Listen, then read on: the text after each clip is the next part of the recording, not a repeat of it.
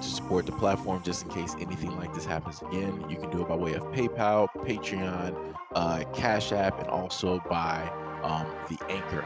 And you can also further support the platform by way of going to the Teespring store or the shoe store that is located in the comment section below.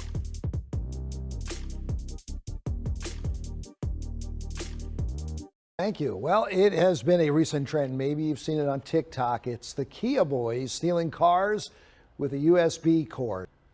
When I got into my car, there was about 5 different USB cords in the car, so it seemed as though they were just trying different cords. Ashley Foote lives in New York, but says while vacationing in Missouri, she had her Kia stolen and the thieves used a USB cord to start and steal the car. We called the Kia dealership to see if there was any tracking we could find out. The car was probably taken in 30 seconds. There was no glass that was broken. My alarm didn't signal. They did not need a key. And the Kia dealer said that it was about 60 Kias per day that were being stolen. 2019 Kia Forte. It was fully paid off, under mileage, and with this whole car shortage, it's been very difficult to repair it. So, I would just also recommend people getting extra alarm systems on their cars if they can, and if they have Ring cameras that can be close enough to maybe alert of any movement. The next best preventative measure could be then the kill switch that then kills the battery completely. Foote wasn't aware of the trend circulating on TikTok showing people how to easily steal the Kia cars, and she says the Kia dealership didn't know how to prevent it from happening again. Hyundai models newer than 2015 that have experienced the same issues. Hyundai says they are working to ensure the safety of their customers and deter thieves.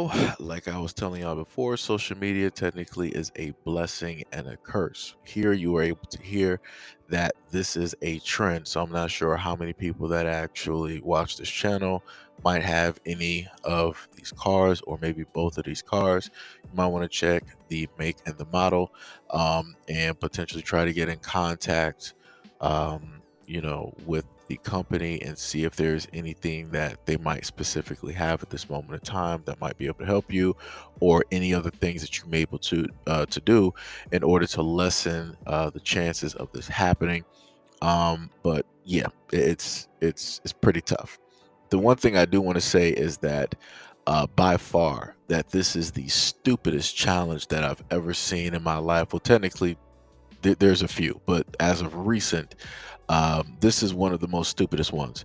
You literally have kids out here playing Grand Theft Auto, breaking into people's cars, stealing them with these USB devices. And I don't care how this is going to sound. I don't care how harsh this comes across. If these are any of your kids doing it, your kids need to serve jail or prison time, just like you need to serve jail or prison time. Because as I kept telling people and parents and guardians on both platforms, this is what happens when you decide that you want to allow social media to raise your kids. This is what happens when you allow other influences to raise your kids. So the only time that things like this won't become a trend and kids won't happen to do these types of criminal activities is the moment in time that parents will be charged for the exact same crimes. The moment in time that that takes place, that the child and the parent are both going to be sharing a bed cell in jail, that's the moment in time that parents are going to take a step back and be like, you know what? I got to start parenting my child. For the first time in life, I actually got to start caring. I actually got to start being a guardian. Up until that moment, you're going to have more and more stuff just like this taking place, and kids are going to decide to do this and end up potentially losing their lives, either by way of somebody defending their property or by way of getting themselves locked up for an extensive time behind bars. Like I said before, for a lot of those parents out there where your kids are following a lot of these dumb trends, I don't want to hear no boo-hooing. I don't want to hear no crying. I don't want to hear, oh, my son or my kid is a good kid. They were just nah. I don't want to hear that, because good kids don't do this. Good kids, pay attention to what I'm saying. Good kids don't do this. You're talking to somebody who is quote unquote a statistic and that made it out from being a statistic. Like I said, I don't have time for excuses, because there were no excuses when I was growing up. So I'm not sure where everybody got all soft bodied and want to start body blocking for these kids, talking about, oh, but you know, you're different and you can't talk. No, no, no, no, no, no. There were no excuses when I was growing up.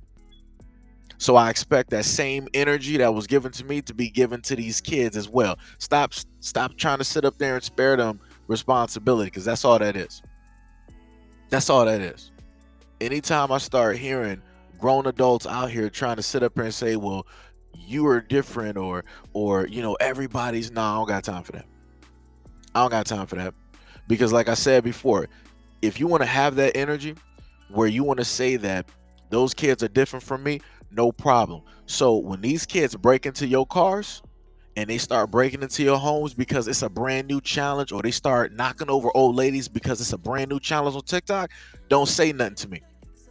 When it's your grandmother, when it's your aunt, when it's your property, when it's your home, and these kids are doing it because it's the fun thing to do and it's a challenge, remember what you said. Because like I said, I don't got time for it. Keep making excuses. But let's see how long you're going to keep making those excuses when all of this hits your front door.